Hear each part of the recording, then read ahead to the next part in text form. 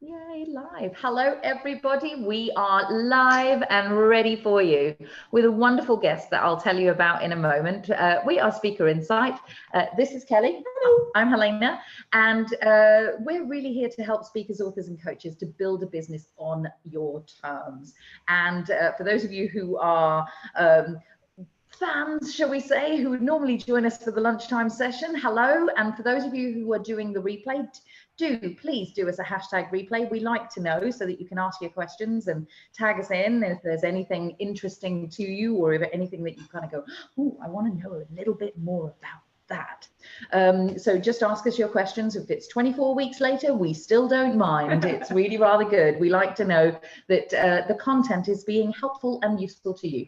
And this week's is a much requested one. So Sam is a new to us person, but we're really enjoying the relationship that we're beginning. So I'm going to kick us off with some buzz in your businesses. So for those of you who are in the Connection Hub, you probably know the deal already. Tell us in the comments below what's going on, what's intriguing, what's happening, what's interesting, what's exciting, and just what's actually moving your business a little bit forward.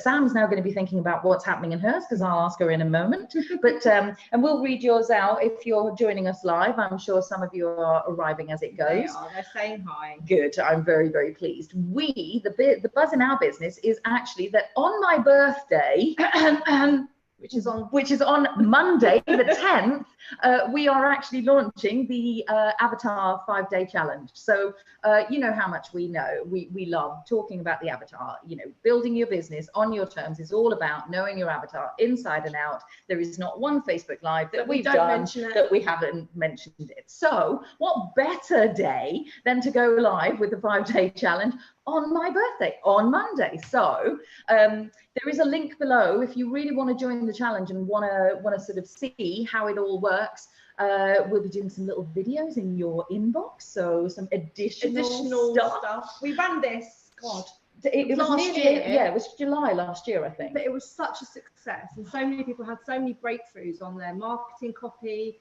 on where they'd find their avatar, on their pain points and aspirations, that they were able to really reshape their whole marketing campaigns based on this insight. So it's a real, there's nobody in the hub that this won't benefit.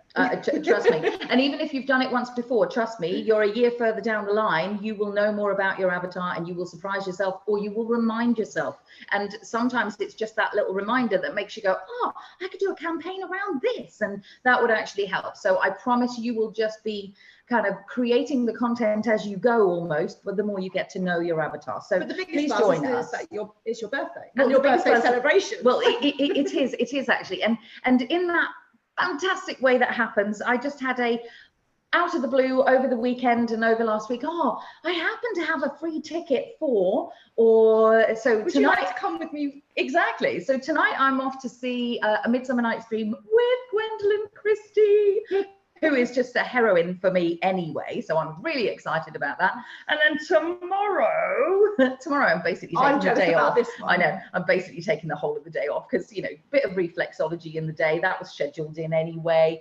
A walk with my new friends and their dogs, which is really rather good. And then, seeing Hugh Jackman in the evening. Not Get in! Fair. Just not fair. Thank you, Nita. Not just you and Hugh Jackman, it is at the O2. Oh, well, it's not just a dinner date with you.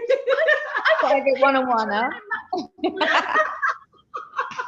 Which is really rather good. So before I get totally distracted by that, and then birthday picnic on Saturday, you know, my local town, which is a 7-minute drive, decided that, you know, 10 years ago they would start putting on a festival for my birthday, obviously for my birthday.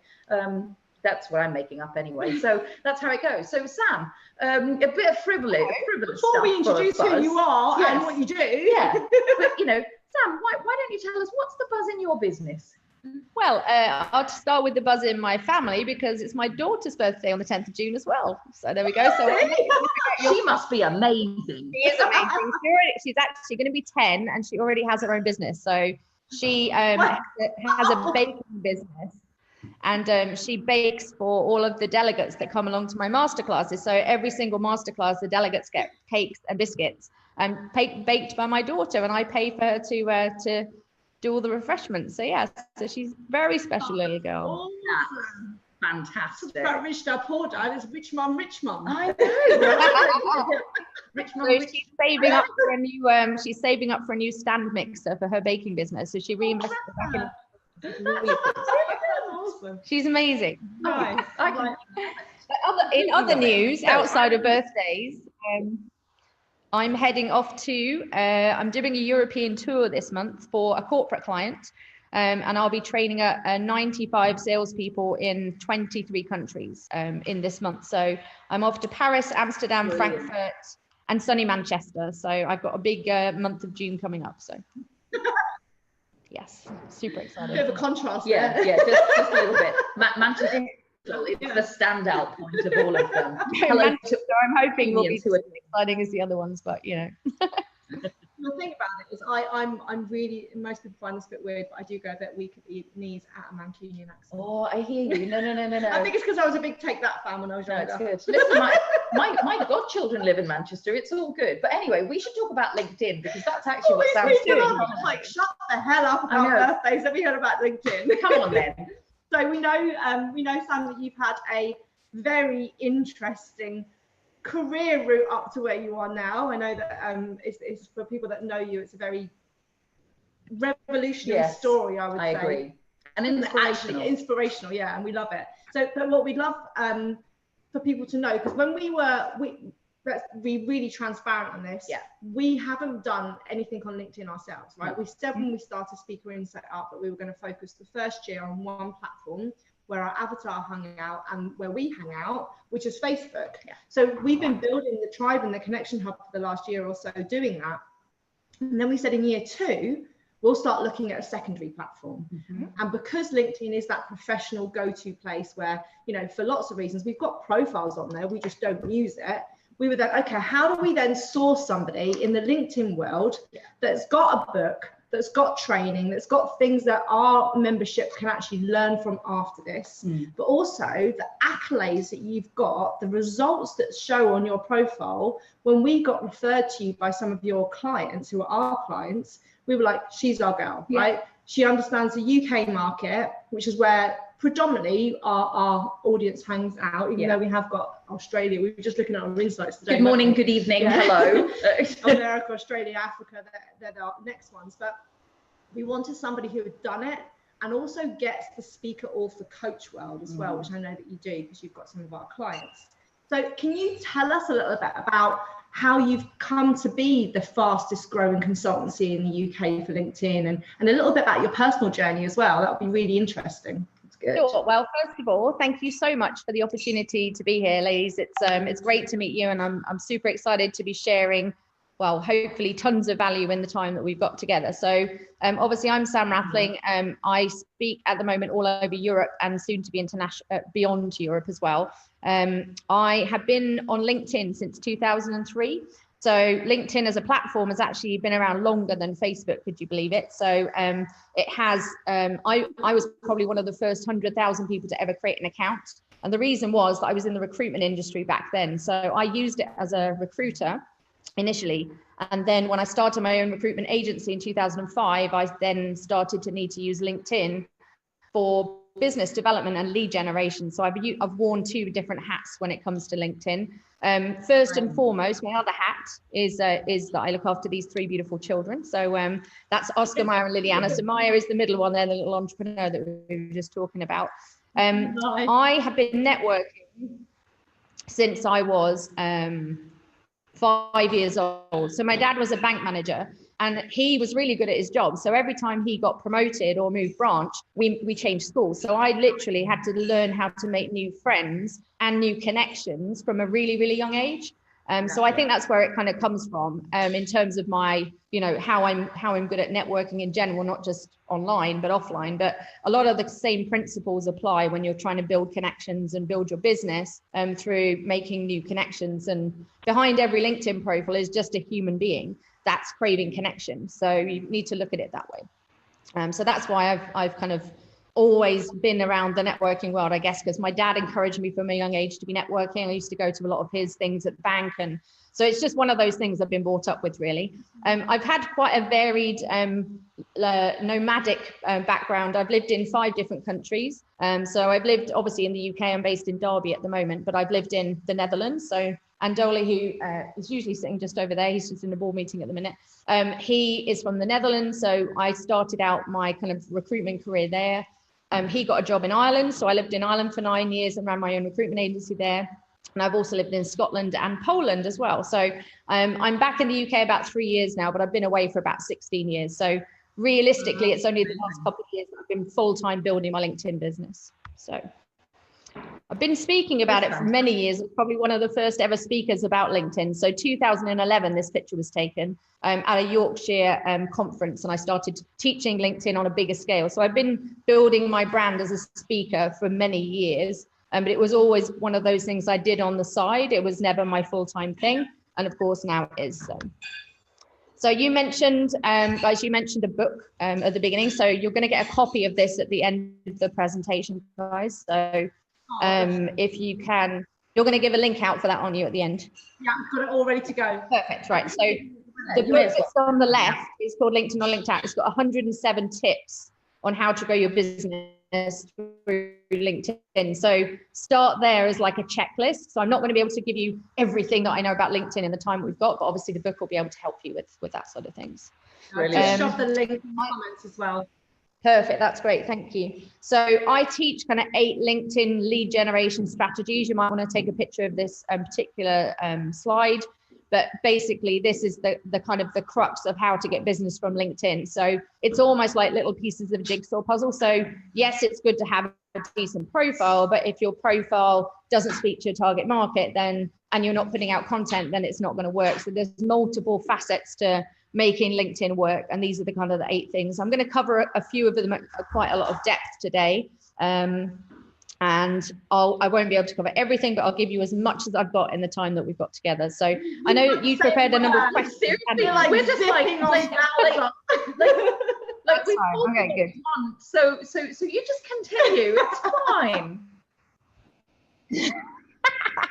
So I'm on a big mission, right? So my big goal, and you mentioned in the beginning in the intro that I'm all about results. I would like to generate £1 billion for my clients through LinkedIn in the next 10 years. So we track and measure everything that happens to whether they sit in a classroom with me and they go off and generate business, or whether we do it for them. We're all about results, and we track and measure that. So at the minute, we're tracking at £7.5 million in generated business through LinkedIn in the last 12 months. But my big vision is to do $1 billion.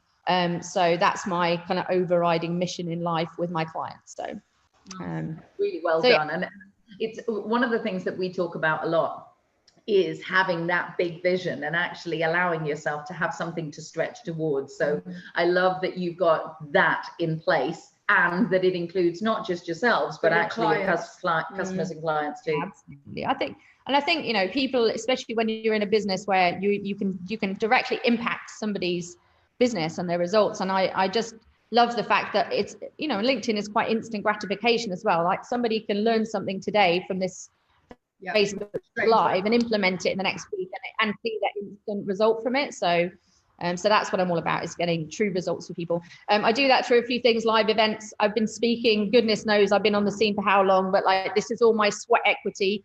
This is just pictures over the years of just me being everything from, you know, free gigs to 10 people in a room to, you know, everything. It's just, you know, as you guys all know, because you are speakers and coaches and consultants and authors, like it is about putting in that sweat equity. So this slide represents that for me.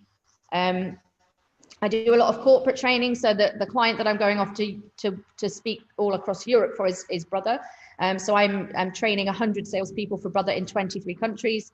So I do in-house training and in-house typically for sales teams upwards of 20 plus people. They'll bring me in-house, and my day rate has gone from 3 years ago being £750 for a day to now being 20 grand.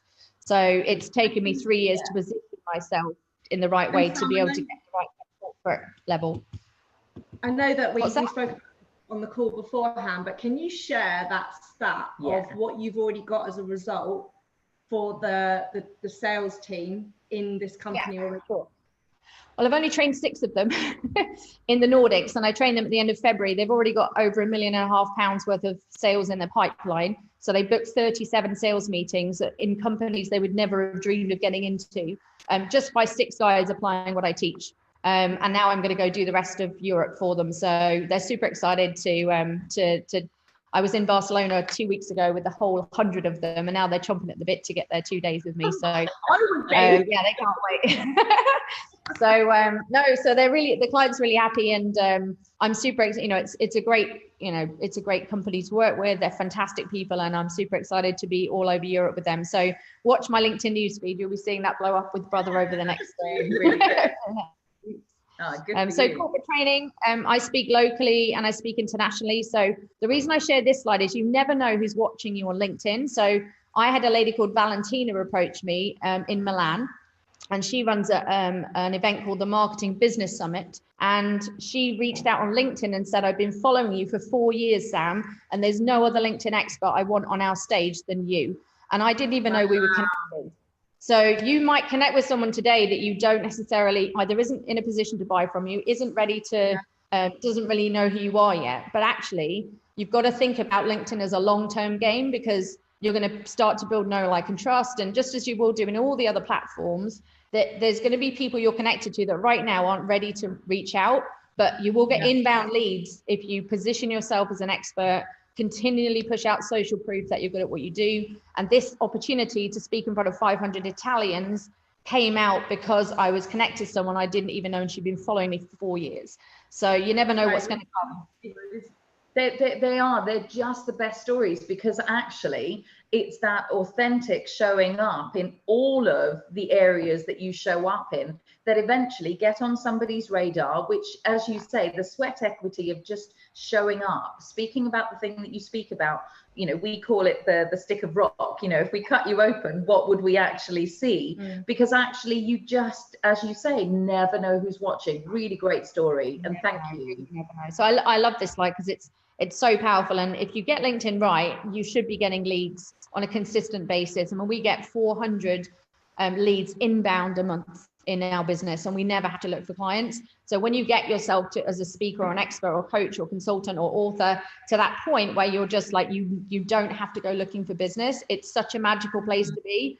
But it comes from, as you say, that hard graft of just getting out there and just doing the hours and hours and hours that it takes to get you to where you want to get to. So I'm a keynote speaker. This is a 500-person audience in London recently.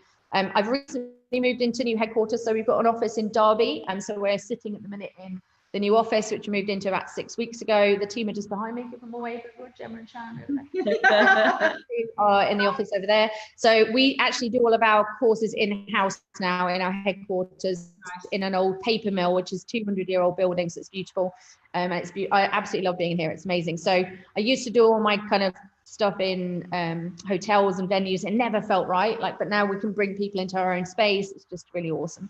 That's the team. So Gemma, Shannon and Dolly, they run all of our outsourced lead generation campaigns. But this guy, Gary V, basically, he blew up LinkedIn this year because he said 2019 is going to be the year of LinkedIn. Time to double down on this platform. That has its pros and cons. So yes, everybody's focus is on LinkedIn, but any platform that Gary V says, go there, because that's where all the organic reach is, very quickly loses its organic reach. So I reckon we've got a 6 to 12 month window before, LinkedIn catches on to the fact that you can just generate so much eyeballs on your content without paying LinkedIn a penny.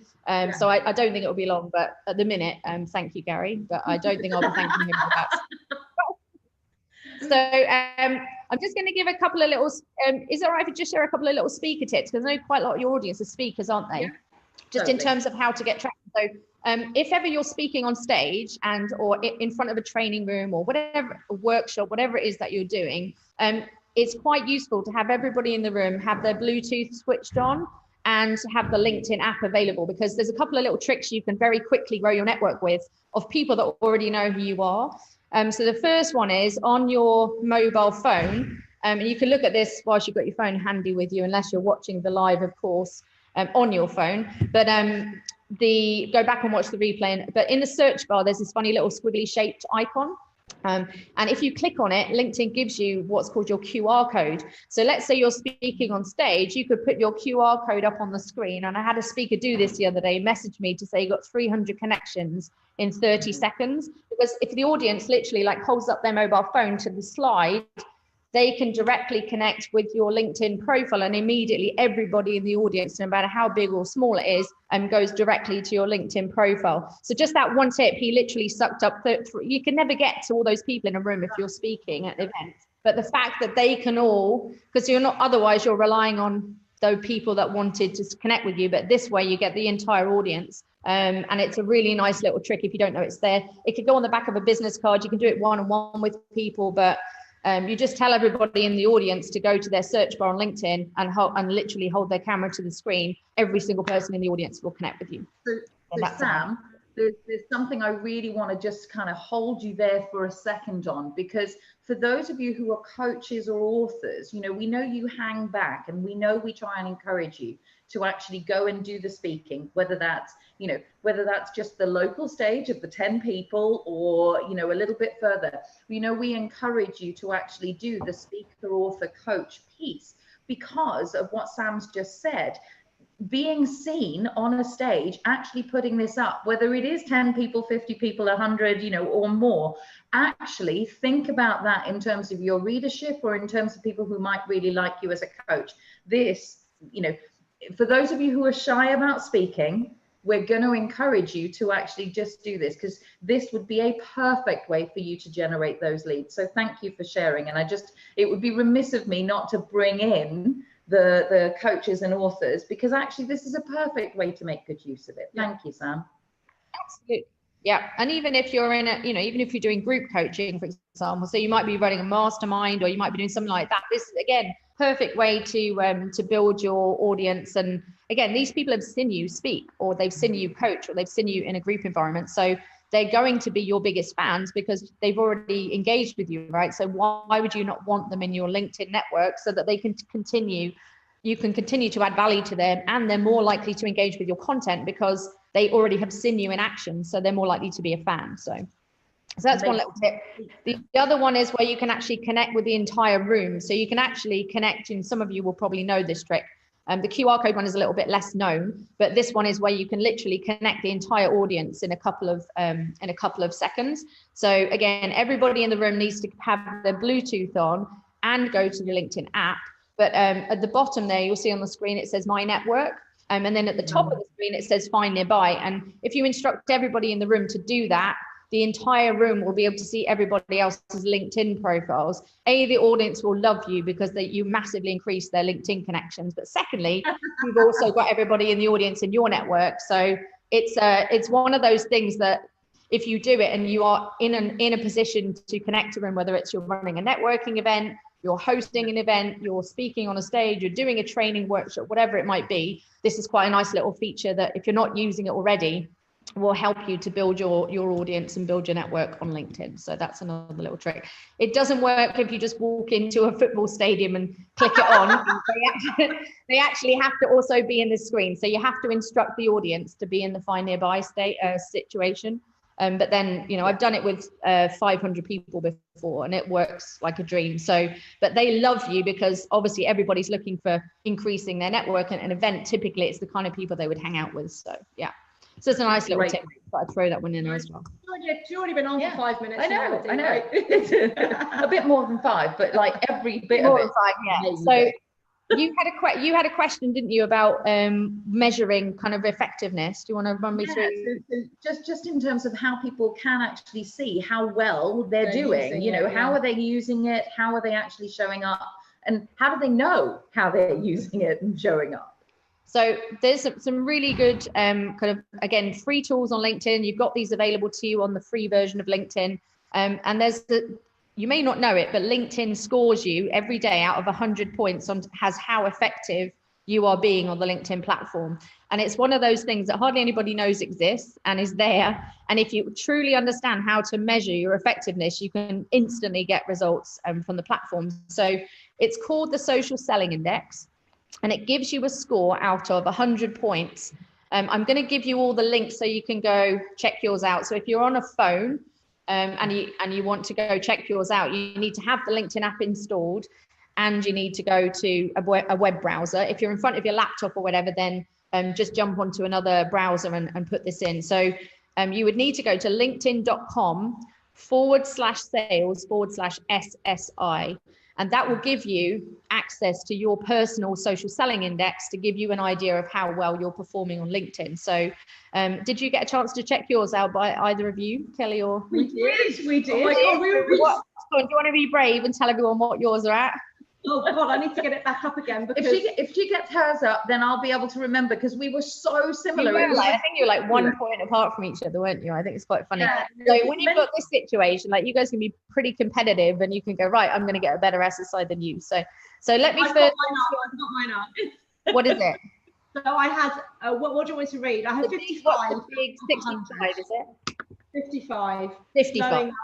55, yeah. I don't do LinkedIn at all. I think I've got about 400 friend requests, or whatever they call it, sitting there. Yeah. Connection. Okay, got it.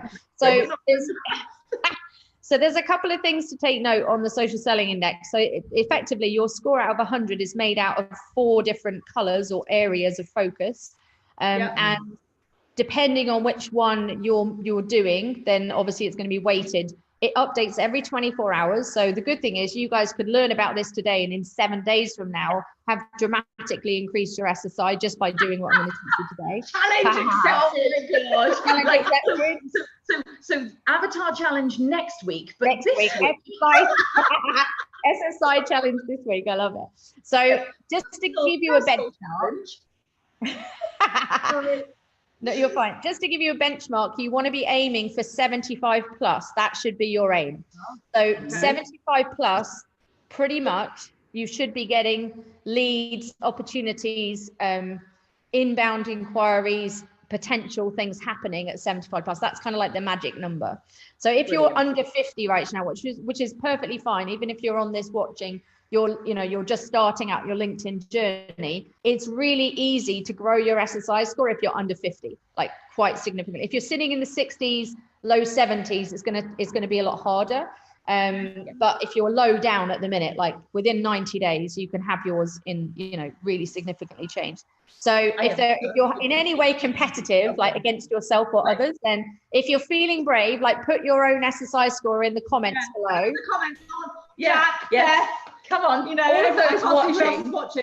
Oh, Beth's 71. Ooh, nice, excellent. So I'll just talk you through that. I would normally spend an hour on this one topic, so I'm just going to run you through. So the orange one is all about building your professional brand. So that's all to do with content. It's what you're posting and articles you're writing. So if you want to position yourself as a go-to coach, expert, consultant, speaker in a particular topic, like the way to do that through LinkedIn is to focus on the orange one, which is establishing your professional brand. The next one, if you're in business development or you need sales, or you have nothing in your pipeline and you just I need customers, then it's the purple one, which is all about growing your network with the right target market. So where you guys are talking about your customer avatar challenge next week, you've then got to, number one, know who you want, but secondly, know how to approach them. And that's the purple one. So adding people proactively who are in your customer avatar, that's what the purple one's all about. The red one is usually where people are how on Facebook, you'd be all over interacting with posts and loving and hearts and, you commenting. And that's basically what the red one is, but just in LinkedIn. So that's easy, right? That's liking, commenting, and sharing. Yours is 1%. So if all you did was is just do that, what you do in Facebook, but in LinkedIn, and like and comment and share and get involved in the conversation on LinkedIn posts, your red one will skyrocket, right? It's just because you're invisible. Oh my gosh. Can I just say, Sam, I'm really impressed. We've got Marion here's got 78, Andrea's 73. Joseph is 60. We got some high quality LinkedIn. Nice. And the scary thing is that most of them probably don't even know how they got there, right? So imagine if you actually knew what to do with it, right? So Brilliant. So it's a great tool. And the last one is building relationships, but most people's score is quite high on that one. So in terms of like, what do I need to do to improve my score? I do nothing. You need to post more content relevant to your target market, or you need to add more people in your target market, or you just need to get on there and start the conversation, be an active member of the LinkedIn community. They're effectively the three things. There is a percentage score at the top there. That's just you versus your industry. So if you're in professional coaching and training is your category of industry on your LinkedIn profile, that's you versus the rest of the world who say that they're a professional coach, trainer, or expert. If you scroll down slightly on your score, you'll see the industry average. The good news is that our industry average is terrible. So it's like in the 20s. So if you can just become slightly better than everybody else that's on LinkedIn who is a professional coach or trainer or expert, given that there are 1.8 million of them on LinkedIn, you are putting yourself in a competitive advantage. That would be in the top 9% for me then. Yeah, well, it says 29 is our industry average. Top 29% of the industry. So obviously you want that score to be 1. So you want that score to be low, and you want the big score in the circle to be high, to be higher. So, but I've not got loads of time. I'd literally spend an hour on this slide. So ask her another question. Go on, ask her another question. Yeah. So looking at that and looking at those categories that you were talking about, like everyone I'm sure that you speak to, Sam, one of the things that coaches and speakers and authors all want are more clients, right? So how, as well as positioning themselves, this really gives you an understanding of where you are in your industry and what your influence score is as such. But what's the best way for people to use LinkedIn for inbound leads? Great question. So first off, you've got to know your target market. I'm going to say it again, you guys are focusing on that next week. So if you're not booked in for that customer avatar challenge, do it now, because like if you can nail that, if you start LinkedIn and you don't know that, like forget it. Like I almost wrote a post today. I've actually got a post or an article that I haven't finished yet. It says LinkedIn don't bother unless you know your target market, right? So there is no point in going into LinkedIn, diving into it, unless you actually know who you want. So your content needs to speak to that person. Your profile needs to speak to that person. Your messages need to speak to that person. You've got to truly understand your client before you even go headfirst into any of this LinkedIn stuff. So that's the first kind of overriding thing. If you think about your profile, I mean, if you actually look at your LinkedIn profile right now, or imagine it in your head, depending on how you're watching the live, you've got to take a serious look at your profile and go, would I become a customer of me today based on what I'm currently communicating in my LinkedIn profile? Because you can do all the content in the world, but if people come back to your profile and it doesn't speak to them, you're not going to get leads and you're not going to get new clients. Because let's face it, we all check somebody out before we go meet them, right? Yeah. We do our research. On this, Sam, because I'm just looking at mine, which says professional speaker, agent, and consultant for thought leaders and change makers. But the last line says loves animals and live music. Because I'm told to put something personal in that one-liner. Yeah, I definitely would be taking that.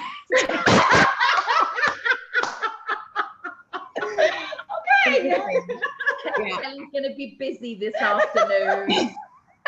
So you've got to think about, I mean, I've got an article, you know, even if you're just thinking about that one headline right under your name, I've got an article on my LinkedIn it says 3 tips to writing a really good professional headline. Most people have like job title at company name, and they don't actually use the right keywords to get themselves found. So this headline underneath, it follows you everywhere, and you've got to make sure the right keywords are in there. So just having, even just making sure you've actually got an image behind your photograph.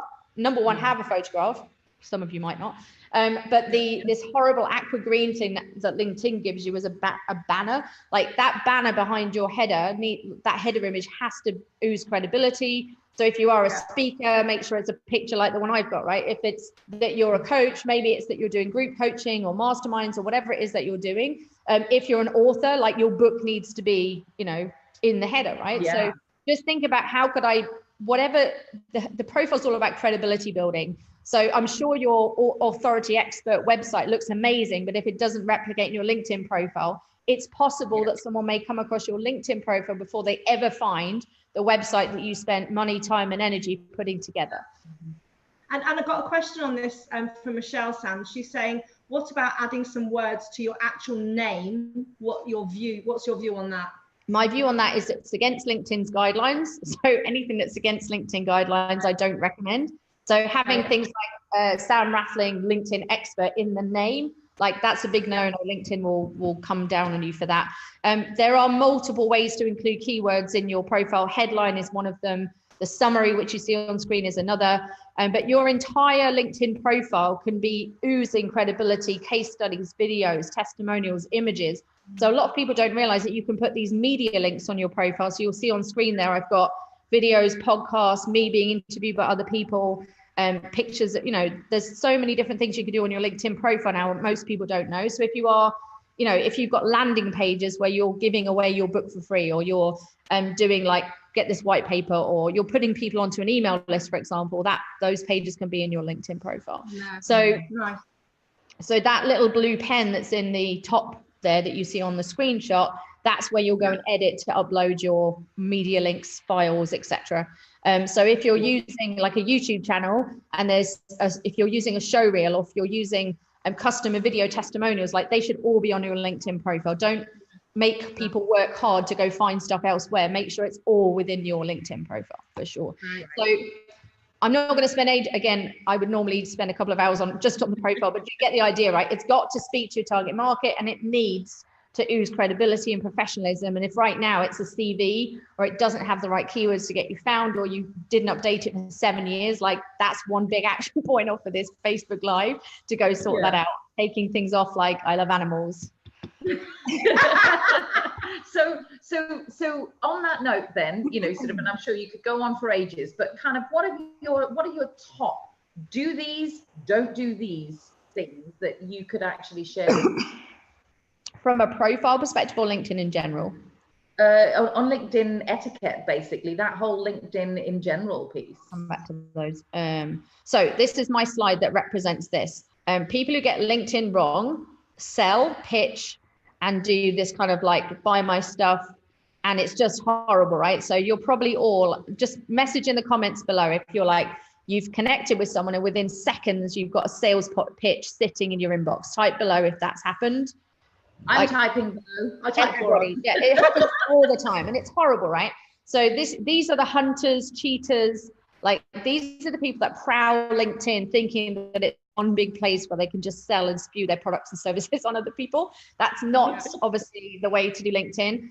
It's all about becoming a spider in a web of people who are in your target market, where you're attracting them towards you. So you've got to be it's all about attraction and not push. So it's all about pull and not push. So imagine like when you have a magnet and you put two magnets together that aren't the right way around, what happens?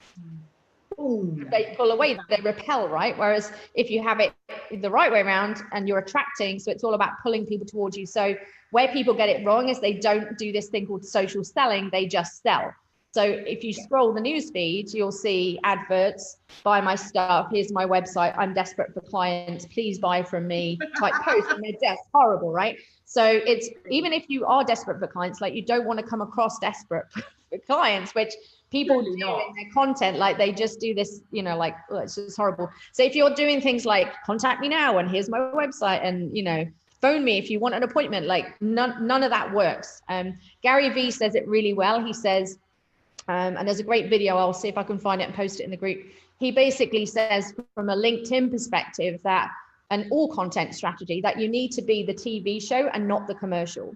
So people are interested in the TV show, they're not interested in watching the ads. So what that means is you've got to be telling your story and got to be the documentary of your life versus being the adverts in the commercial section. So if you think about your content strategy and how you do LinkedIn, that's a really, really nice way, a nice analogy to put it that way. Nice. So in terms of do's and don'ts, like never, never, ever, ever, ever sell on LinkedIn. And Michelle's agreeing with you. She says the new one is, I've been following you for a while and I love what you do. Can I pick your brains? What do you think about this? Link, link, link. She said that's the new sort of selling, sell, which is horrible. It's just horrible. So I'll give you some examples. I'm going to give you kind of 8 different types of content strategies that work on LinkedIn. If we have enough time, but I'll just fly through them. But in terms of we'll make time. Seriously, people will just stay glued or they'll come back. It's totally fine. You go ahead. I'm just conscious of our time together. So I always say social selling is the art of selling without selling. Social selling is the art of selling without selling. So every piece of content you put out there, it's selling, but it's doing it in a way where you're driving people towards you, not pushing advertising and doing this buy my stuff thing. It's horrible. So if you get social selling right, then you should be getting leads every time you post. And if that's not happening right now, you need to take a serious look at your content, because if you've got the right network of the right target market, your profile's good, and you're posting great content and getting a conversation started, you should be getting leads every time you post. Yeah. I'll give you an example. So I run the masterclasses here in the office, and on the end of day one, so it's a 2-day course at the minute, it's moving to 3-day, but at the end of day one, I get the guys to do a competition, and we do a post, and it's a documentary style post. It's kind of sharing what I've been up to for the day. And I get them to guess how many views it's had by 9 o'clock in the morning. So we post it at 7 p.m. And in 13 hours, 14 hours time, I get them to guess how many views it's had and how many leads it's generated. And they're like, what do you mean leads it's generated? And I'm like, no, like this will happen. I do it every month. So I post a post about what we did in the day and what they learn. And I ask the delegates a question. So if you're doing training, workshops, speaking, anything at all, this is easy for you to do. You would literally just post about what you were up to for the day. So I've had a great day coaching clients in this target market, and we've been talking about, we've been talking about mindset issues, we've been talking about cash flow, we've been talking about this, whatever it is that you've been talking about, and then tag the delegates in the post and ask them to share what they learned for the day. Like ask the delegates to say, what was the number one thing they picked up from spending their day with you? And they'll just literally fill the newsfeed with all the reasons why other people should be working with you. So So by the morning, in most cases, coming up. So, like for example, you could do a post saying, really excited. We've just done a great Facebook Live with Sam Rathling. You could tag me in the post, and tag some of the clients that are watching. And what was the number one thing you took away from Sam's session? And they would post underneath like their biggest learning from our conversation. But if you say in the post that you were doing a Facebook Live for coaches, authors, speakers who are looking to ambitiously grow their business, and that you're helping them with this and this, then other coaches, authors, consultants, and speakers that don't know about the community, about the Connection Hub would basically go, I'm missing out. Like how do I get involved in that? And they'll message you, or they'll post underneath saying, how do I get in on this group? Or how do I learn more about what you're doing? So, and that's the attraction effect, and the fear of missing out kind of kicks in. But just to give you an example, last week's course generated 7,300 views in 12 hours. And I had 5 bookings for my next masterclass off the back of one post. Like phone's been in the bank by 12 o'clock the next day. So every time you post, you should get people messaging you saying, I'm really interested in what you're doing over there. So if you don't share what you're up to, nobody knows how brilliant you are at what you do. So right, Michelle's got a masterclass on Thursday. She's using this. So Michelle, go to my newsfeed, and on my latest post, you'll see the art. I mean, I'm going to show you on screen as well. But any of you that are delivering masterclasses, training, workshops, anything like that, like just take a few really awesome shots on the day, and like share that you had a great day doing this, and the delegates learned about this, and this. Tag them in the post. What did you learn? And literally they'll all respond underneath. And that's what LinkedIn's looking for. It's looking for posts that create lots and lots of engagement and social activity, which is why social selling is all about social proof that you're out there doing it and you're really good at what you do. So I'm just going to ask this question because the comments are going really quickly and I don't want to lose it. Stephanie's asked, and it's something I have no idea what she's even asking about. She said, can you say something about LinkedIn top voices, please? How are they chosen? Thanks, Emil. I don't know what that means. Yeah, so LinkedIn chooses, it has this kind of ranking for influencers or top voices in certain areas. Honestly, the answer to how they pick them, I don't know. There is a board of advisors that sits in Europe and America that would decide stuff like that, but you've got to be pretty influential to become a top voice. It's usually to do with how much content you're putting out about a certain subject. So if you're like, if you're regularly and consistently putting out great content and writing articles that add massive value to the community, but also getting massive engagement on them, that's really when you start to become a top voice. Usually top voices have got over 100,000 followers. So I don't know how they pick them, but it would be largely to do with how much influence they have and what kind of brand they built in that space. So yeah. That's a random question. The last bit I was going to cover was just going to, because this is still on the topic of how do I get leads. Content is, so once you've got your profile sorted and you've started to kind of realize that you need to build your network with the people that already kind of engage with what you do, it's all about what you put into the newsfeed in terms of lead gen. So you should be getting leads every time you post, and if that's not happening, it's going to be down to some of these kind of things. So obviously you've all heard about this whole topic of content is king. I have a different view on the world, and that is connection is queen. So if you do content, you've got to connect with your audience. So it comes back to knowing who you want, target market, and building a network of people that are actually in your customer avatar. And then you've got to do content that connects with them and feeds their pain, their challenges, their issues. And only when you do content, don't try and make it for everybody, make it just for that person. Because if you speak to that target market and that customer avatar, forget everybody else. You don't want them. You just want the people that fit your customer avatar. So connecting with those people and getting engagement happening on your posts from those types of people is really critical. There's 8 different types of posts that, again, I'd usually speak about content strategy for 3 hours. This is just going to be a quick whiz through and give you 8 types of posts. So the first one is an educational post. So this is where you're just adding value, tips, your knowledge, your brain, whatever it is that you're an expert in, like that's just educating your network on what you know. So that's an example of a type of post. So, all of you in this audience that are watching this Facebook Live have tons and tons of knowledge. It's just about adding value and putting out into the world, whether it be written, video, whatever format you choose to use, like put it out there, because that will draw people towards you. So educational post is one type.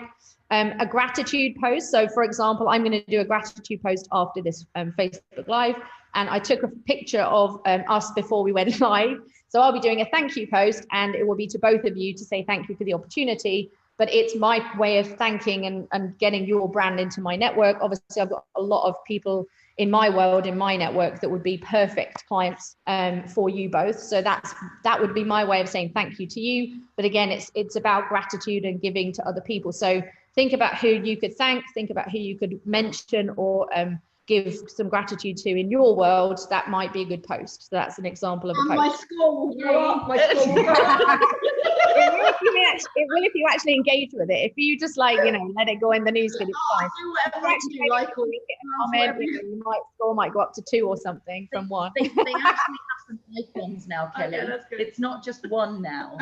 Exactly, it will go up, right? So liking, commenting, sharing, having a conversation. I will be obviously I'll see from the feed after the live is finished, like who else was commenting. I might tag a few of you and ask you to share like what was your number 1 thing that you took away. But for me, that would be a gratitude post to both of you to say thanks for the opportunity. But obviously a way to kind of, again, it's social proof that you're A, out there doing it, B, you're giving value to people as well. So that's an example post. There's also a grenade post. So Janet Murray, if you're not following Janet Murray, she's the queen of content strategy. Like this is her like grenade post. She's brilliant at them, which is where you do something really controversial. So follow Janet Murray if you want to see some grenade posts. But for example, it would be she doesn't do them all the time, but like once a month or something, she'll throw a grenade in there to just get really a split opinion about something. So for example, that example I gave earlier where it said LinkedIn don't bother ... unless you know your target market. But for somebody that doesn't read the whole post, they'd be like, what do you mean LinkedIn don't bother? Like, it's amazing, like everybody would be jumping in on the subject. I saw someone do one the other day about LinkedIn ads versus Facebook ads, and of course it's very split opinion, so that would drive a lot of engagement. I just did one in another group all about 5G. There was a lot of split opinions about. There's a load of, that's an example, right? So grenade post. Documentary. So this is what I talked about earlier, like documenting your journey. So behind the scenes stuff is great. Just sharing what you're up to, guys. I mean, you might not think it's that interesting, or you might love it or whatever, but if no one knows what you're doing and who you're helping, and this community is serving thousands and thousands of clients. If you take all of you in this group, you're helping so many people. And yet if no one knows about it, then you can't expect people to step forward and say, I need your help too. So documenting your journey both as an entrepreneur, but also just in life in general, and linking it back into your business is just a really nice way to do it. I'll give you a couple of examples. So this is one of the types of posts that I share. So who is it that's got the masterclass coming up? Michelle. So Michelle, here's an example. So had an amazing day one of my masterclass, blah, blah, blah, tagged everybody in it. So you'll see these kind of posts on my newsfeed. This particular one drove 13.5 grand in sales. You can see the stats there because it helped me fill the next one. So if you're like doing training, workshops, trying to fill events, whatever, like just post what you're doing from the last one and people will message you going, when's the next one? It's not rocket science, but people forget to do it. And if you've got the right marketing, delivery moment, even some of our clients go, sugar, I forgot to get testimonials. You just go, even things like that. So it's so this is just a classic example. In fact, the guy that's laughing in the video there, he was on my course in November, and he took that he's a culture expert. So he's Andy's goes into companies and helps them change their culture and things like that. So he's a coach consultant. So he's in this target market. So he left this course and started doing like posters like that. So this is a post that he did, and it's his two children, Oscar and Holly. They're 6 and 9, and he asked them to draw a picture of happy bunnies and unhappy bunnies. So the picture there is brilliant, but he's basically transformed the Spire Hospital in Manchester from, like the bottom of the rankings out of 40 hospitals to the number 1 through great culture transformation. But he demonstrated it through an awesome post with using pictures of his kids. And within 2 hours of this post going up, the 3rd biggest insurance company reached out to him, inbound lead, saying, we need to talk to you about our culture. Amazing. 10 grand job straight away from a post. So let's ask a bit of a sideline question. Yeah. Should people put anything personal? I know this is personal with his kids, but he's linking it back to culture. Yeah. Because Facebook isn't let me take a picture of my smoothie this morning, very much Instagram, Facebook culture. I know that's not what LinkedIn is, but when we talk about content posts, one of the ones we talk about is actually the behind the scenes, the vulnerability post, where actually if you showed a little bit about you, they're the ones that, I think it was Andrea said she put a post up about, she's a suicide expert in corporations, and she did a rant about this, and that's actually her most engaging post. So how much do you share about your own personal, but in the business world? Yeah. I would say the more you can do that, like with all of this, we talked about do's and don'ts, like be authentically who you are. Don't try and pretend to be something you're not. So, and people will say that about all platforms, but I think, people do need to see the human side. People are looking for connection. They're looking to engage with people and get, build relationships at the end of the day. That's why people are on LinkedIn. And I regularly post about personal stuff or stuff to do with my children or whatever, but not in a Facebooky way, but just linking it back in to business. So I was on holiday in Italy last year, and I was sitting in the Colosseum, and it was amazing. And I just thought, and I just did a post called "Rome's not built in a day." I'm on holiday at the minute, but people are looking for instant gratification, and building a business takes time. And it was a way of bringing my I'm on holiday with my sister into a business world. But I thought, what, and that was one of my most engaging posts, because people were, and if you ask a question on any of your content, and that's one of the next tips, it's like ask a question, because people will engage with the post if there's a question there. So it needs to be something really simple and easy to answer. But for just a little tip for you though, it needs to be a minimum of 4 words in the comment for it to be considered engagement. So you'd have seen probably on LinkedIn, like a lot of times people were tricking the algorithm, trying to do these kind of like ABC posts or yes, please in the comments to get extra, something for free. LinkedIn's cottoned on to that now. So engagement is at least 4 comments, 4 words in the comment. So it needs to be like proper engagement, not like a yes or an A, B, or C or whatever. I like that. I think that actually gets you more right now. Thank you. But I mean, this is a genius post. It's very strategically done. And some of you will be thinking, well, that's all right for him. he's allowed to mention this client or that client. I'll give you another example in a minute of one of my most successful posts where I wasn't able to mention the client. I'd been to a great meeting, had an amazing day, but I couldn't say who the client was because it's confidential. It wasn't closed yet. And a lot of you are going to be working with confidentiality. So you don't necessarily need to tag the person. Yeah, you don't need to tag the person. Our clients say, I can't do a testimonial because it's confidential. I work in this. So that thing about not being able to say who it is, or even sometimes the industry. Yeah. So you just need to talk around the topic and the demographic. Can you hear me? Hello, hello. Oh, you got me back. Hello. Right. So Sam, say all of that or a version of it again. Okay, so a version of it. So basically, I've lost my train of thought now. So yes, I do think you need to bring some vulnerability and people need to see who you are. And I think, you know, this is a very strategic post because I've trained him how to do it. But ultimately, it's still bringing some like authentically you stuff and being you, who you are, I think is really important because that's what people are buying into. People buy people, they don't buy brands, especially in our world, like in coaches, consultants, experts, speakers, authors. Oh, yay. Am I back? Oh, yes, so you are. So I don't know if it's us that's just lost you for the last whole entire time that you were talking about. It was that probably case a couple of minutes. So go again from what you were saying about the confidential one, please. Oh yeah, the confidential stuff. That's it. Yeah. So when it comes to confidentiality, you can describe the situation, but quite generically, and you can describe the demographic or the customer avatar. So you could talk about the fact that you've recently been working with a client who was looking to, you know, came to you in this particular pain, challenge, problem, and over the last 6 months you've been able to help them transform by doing this and this. So think about what are the pains and challenges, and it's more about demonstrating that somebody came to you with particular problems who in a particular avatar, someone else sees that, they're going to go, that's me, like I have those problems. They're going to step forward and go, I think I need to talk to you because I've been following you on LinkedIn and I have the same challenges. So think about a post that maybe is something around, you know, if some of you are coaching clients that are working 70+ hours and never having a holiday, you know, you could do a post about bedtime stories.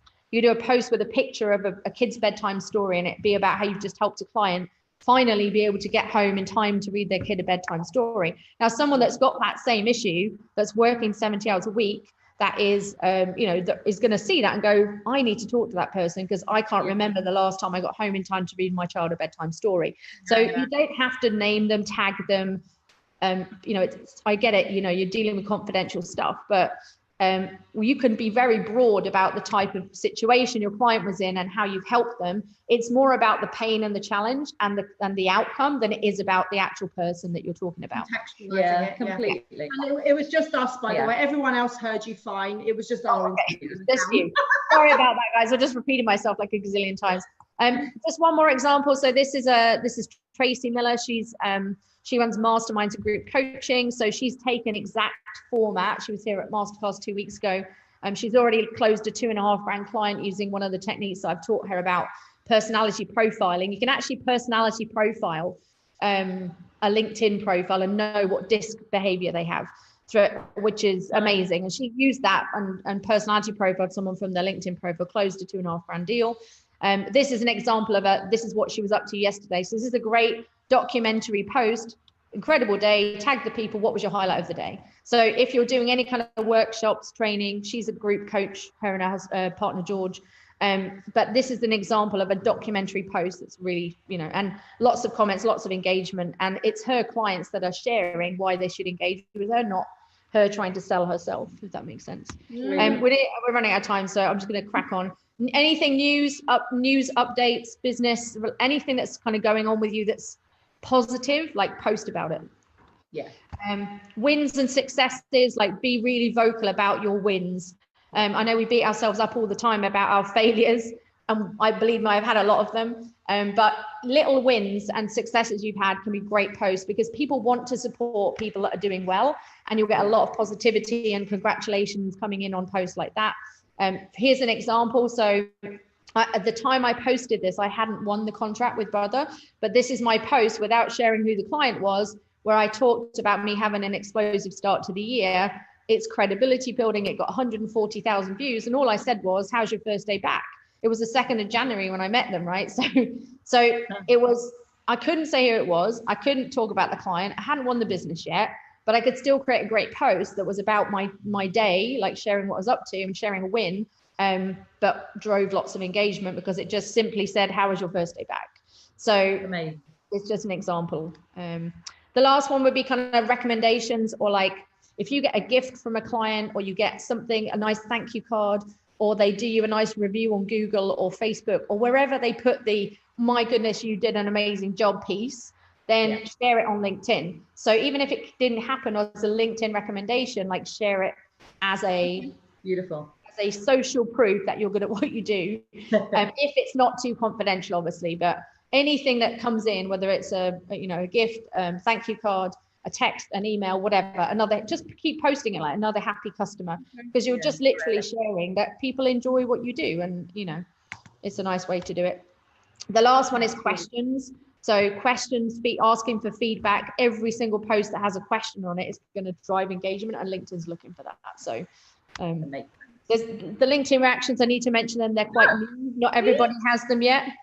Curious. I've got them. Oh, curious. I've got them. Yeah, so there's like, celebrate, love, insightful, and curious. So there are 5 different reactions. They've only just they're rolling them out at the minute. I can't tell you yet what that's going to do to the algorithm, because I'm just testing it. But my sense is that if somebody chooses to do one of the other 4 reactions other than just like that, you'll get heavier weighting on your content views, etc.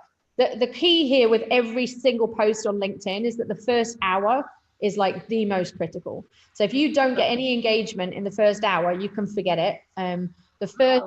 When you first post something, it's only 2% of your network that see that post. So the only way you're going to get more eyeballs on it is if lots of people engage with it quickly, which is why the types of posts that I've given you will work, because they'll give engagement quite quickly.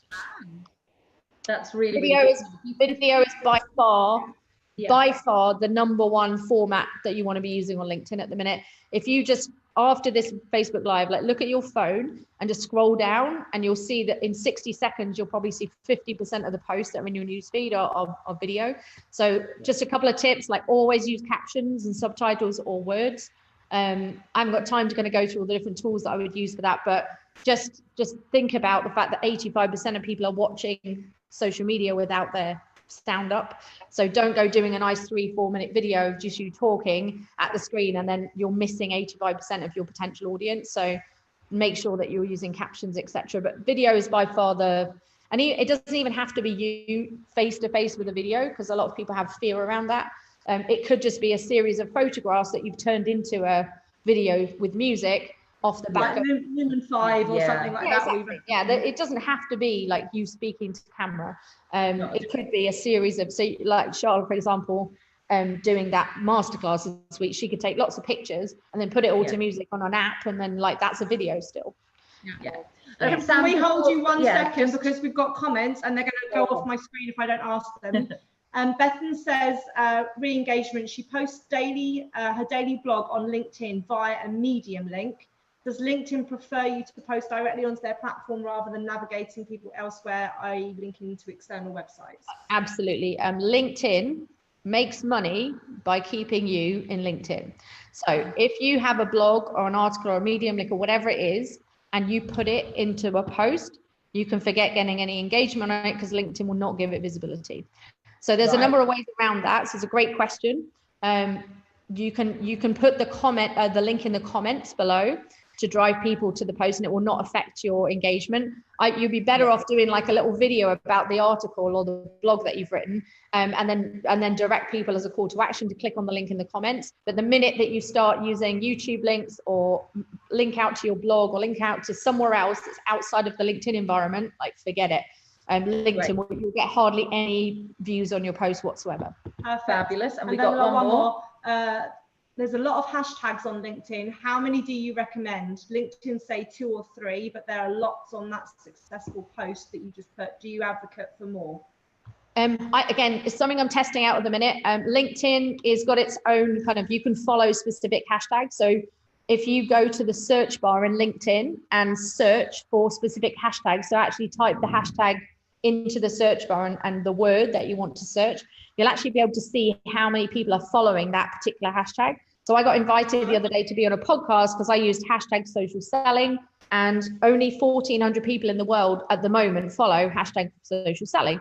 So LinkedIn's only just put onto the whole hashtag thing. So again, I'm testing out, 5, 10, 15. It's difficult to say, but I recommend don't go too niche on them. For example, but then don't go too broad. So hashtag sales has nearly 600,000 people following it. But if you go for ones that are a bit more industry or niche specific to what you do, and there might only be a few thousand people following that hashtag at the moment. So for example, hashtag mental health or hashtag suicide, whatever it might be that you want to tag, but make sure that you're using consistently a couple that are in everything, so that if someone clicked on it, so for me that's LinkedIn Expert and LinkedIn Bound. If you're going to use hashtags in posts, and I recommend that you do, go do some searching and research on LinkedIn of the hashtags that you think might work on LinkedIn and see how many people are following them. You'll probably find that you'll pick up some new connections just by using some quite specific ones. I'd say no more than about 10 or 15, but I definitely wouldn't go with 2. I'd go with more than 2.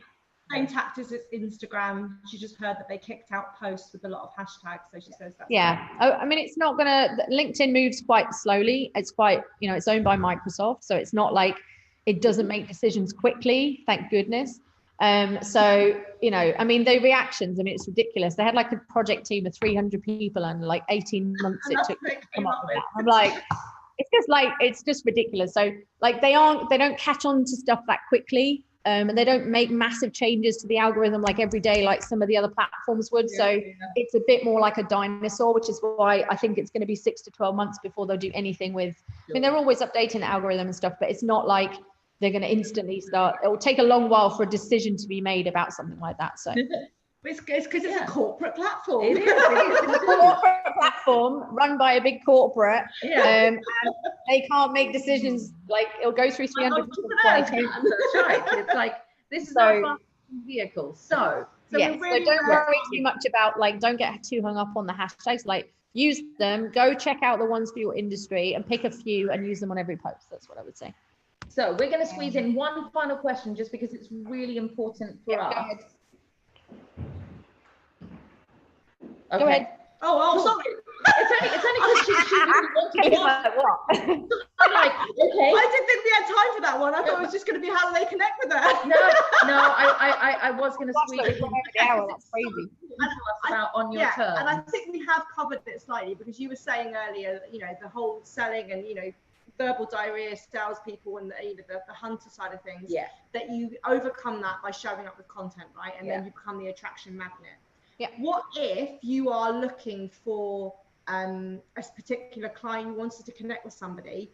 Yeah. People have been advised about, copy and pasting the numbers game, and I'm going to just put this in the PM. And what's your views on that? And also the other thing that we closed the comments off in our group was a thing which you mentioned was called LinkedIn ladders, where people start the same people. Another reason that LinkedIn might shut you down. So can you just, I know we're way over time, but really briefly on that whole spammy copy paste scenario of leads, and also what's that thing about why we shouldn't do it. Yeah. Okay, perfect. Right. So when it comes to outreach, I'm going to call that prospecting, right? So there is a couple of ways to drive leads and business through LinkedIn. One of them is through attraction and lead gen, and people come to you, like we've talked about. The other way is to proactively outreach to people in your target market, which you have to be doing that if you want to build your business. So I wouldn't say don't do outreach and prospecting, because that's how you're going to build your business ultimately. So once you've figured out your customer avatar, you need to figure out the best way to outreach to them. I would say, there are limitations, so don't go too crazy on this, because LinkedIn does look at how many profiles you're viewing, how many search results you're doing, and how many people you're reaching out to per day, and there are limitations to that. So don't go too wild. I'm not a massive automation fan. So there are plenty of automation tools on the market. Most of them LinkedIn hates, and I know many people that have lost their LinkedIn account for using them too aggressively, too heavily, or the wrong ones. So if you are going to do outreach, obviously there's a lot of information you can learn from someone's LinkedIn profile. And if you're going to do it in volume, I teach in my masterclasses to do 10 a day, 10 outreaches a day, because it's a small amount.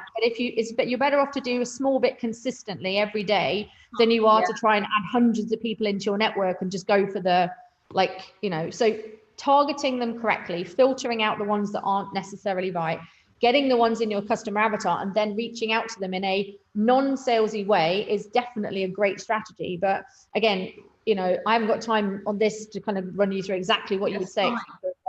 But in terms of the outreach, you have to be adding people into your network that fit your customer avatar 100%. But if you truly know and understand your customer avatar, you know what pain they have, you know what challenges you can help them solve, and you can personalize the connection request based on the information that you can find in their profile. So, I mean, literally, I have my delegates sitting here for half an hour taking notes on all the stuff they can learn about somebody from their LinkedIn profile, because there's so much you can learn about somebody. So personalizing, it's really important. And having a message that, I don't want you to think about leads as such with this. I want you to think about having conversations. So remember that there's a real human being behind every profile, and you know, all you're trying to do is get them into a conversation about what it is that you do without selling to them. So if you can start conversations with people who are in your target market because you truly understand what they're going through and what they need, then that's the way to turn outreach into opportunity versus just doing a big, like, you know, I'm going to send everything to the same person. Yeah, makes sense to get that. And it's a big no-no was the thing that really came out. The whole kind of ladders piece is a big no-no. Yeah, right? it's one of these things that, you know, as soon as people figured out the algorithm of LinkedIn, they basically just went, well, we can just get loads of people on the post in the first hour, but if it's the same people regularly doing the content and engaging with the post, like LinkedIn will pick it up. So these ladders, as they call it, like little WhatsApp groups people set up, and you know, where you literally like, I'm going to do my post today and everybody's going to like and comment on it. LinkedIn's quite, you know, they do pick up stuff quite quickly when people are trying to trick the algorithm. So yeah, it makes not sense. Recommended. And again, unless there's accountability involved, and unless I recommend it in a kind of fairly small group, but not like these groups where there's 20, 40 people and you know, it's just a nightmare, because some people do it, some people don't, and LinkedIn doesn't like it. So anything that LinkedIn doesn't like, don't do it. Don't do it. Which makes sense. And because we need to let you go, partly because your battery's low. And so we're now looking around going, am I actually near a help? Don't worry. So we're just going to say, Sam, how do people be in touch with you? Well, obviously you can connect with me on LinkedIn. So I think you guys are going to put in the comments below. Put all of the links into your book, your LinkedIn, your Calendly, your masterclass, all that stuff are all in the so like I do workshops in Derby, I do masterclasses, which are like they're 2 days at the minute. The next one's July 9th and 10th. So if you want to come spend 2 days with me, like I've only got 5 places left. The other one is sold out, and then it's moving to a 3-day. The other thing that we do, Pipeline Pro, which is outsourced lead generation. So if you're like, I get it, I understand I need to be there, but I'm just too busy, like you can just get our team here that are behind me to do it all for you. And in terms of like, the website is linkedinbound.co.uk. It's on every single slide you've been seeing, if you hadn't already noticed. Just go there, the book is there. Obviously the easiest way to reach out to me is on LinkedIn. So message me on LinkedIn if you need anything. I am training quite a lot, so I have a team that pick up messages and stuff, so it isn't always me, but you know, and it can take a couple of days sometimes just because I'm constantly delivering training, etc. So but LinkedIn is usually the best way to get me. Funny enough. Fantastic. I don't hang out on Facebook that much, so I got like the most amazing reply recently. He messaged me on LinkedIn. I didn't see it for like 4 days because I'm never there. And he Facebook messaged me going, fancy doing my LinkedIn. I was like, oh my God, it's that person. And he messaged me on LinkedIn. I hadn't seen it for like 4 days. So yeah. Anyway, last thing to say is if you're not LinkedIn, you're linked out. And a massive thank you to both of you for the opportunity to be here. So I'm hoping you've got some great tips there. Yeah, we've got a lot of people who are sending you lots of love and lots of thanks. As they're saying superb content. So many people are making changes as we speak. Good. Well, I'll jump on to some of the comments afterwards and jump into live. I'm back into my board meeting now, but a bit later on in the evening I'll pick up some of the comments and I'll go in there and say hi to you all. So thank you so much. We're just really happy to have you inside our community because you are such are now going to be tagged every time a LinkedIn question comes up, so you might get more Facebook. We will draw you. I do see them. I'm just not there very often. That's all. So don't if you tag me in the post, don't expect it to be responded to in like 30 seconds. It might take a couple of days. Totally cool. Thank you. You're worth waiting for. Yeah, I agree. Thank you. It took a while, right? It was about 3 months, wasn't it, to get me booked in for this? So anyway, it's great to be here, guys. Thank you so much. And as you get your SSI increased as well, like drop in the comments. I want to see that going up. Yeah, next week I'll be updating you. I'll be in the 80s. She's setting a silent challenge here. It's all good. We'll see how we go. And if Yeah. anyone's around the East Midlands, I'm speaking at the PSA event tomorrow night. So there's a professional speaking association tomorrow. So I'm doing a presentation on LinkedIn for speakers specifically at the Novotel 25. So if you're in the East Midlands. Yeah, well, Birmingham is the second largest audience city, in our group. in the network. So, well, if anyone's local to it's Long Eaton anyway. So it's on Eventbrite. So if you want to pop along, I'm doing a session tomorrow evening between 6 and 9, I think so. Yeah. That's great. Thanks, Sam. Thank you, Have Sam. Have a great board care. meeting. Bye, everyone. Thanks for the live. Take care. Bye.